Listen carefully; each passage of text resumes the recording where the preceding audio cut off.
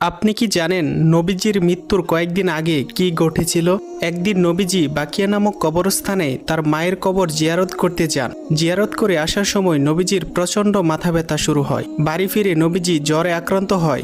নবীজির জ্বর একটানা 13 দিন ছিল। যখন নবীজির মৃত্যুর সময় ঘনিয়ে আসলো, তখন আল্লাহ তাআলা মালাকুল মাউতকে বলল, হে মালাকুল মাউত, তুমি কি জানো তুমি কার রুহ কবজ করতে যাচ্ছ? সে হলো আমার প্রাণের বন্ধু। তাকে সৃষ্টি না করলে আমি দুনিয়া সৃষ্টি করতাম না। আমার বন্ধুর সাথে বেয়াদবি কইরো না। আমার বন্ধু যদি অনুমতি দেয় তাহলেই তার রুহ কবজ করবে, নয়তো আমার কাছে ফিরে আসবে। তখন মালাকুল মউত নবীজির ঘরে উপস্থিত হলো এবং নবীজিকে সালাম করে বলল, হে আল্লাহর নবী, আমি মালাকুল মউত। আমি পৃথিবীর সকল প্রাণীর রুহ কবজ করি, কিন্তু কখনোই কারো কাছে অনুমতি চাইনি। কিন্তু আজ আল্লাহ তাআলা আপনার অনুমতি নিয়ে রুহ কবজ করতে বলেছেন। আপনি যদি অনুমতি দেন তাহলে আপনার রুহ কবজ করব, নয়তো আল্লাহ তাআলা ফিরে যেতে বলেছেন। তখন নবীজি অনুমতি দিলেন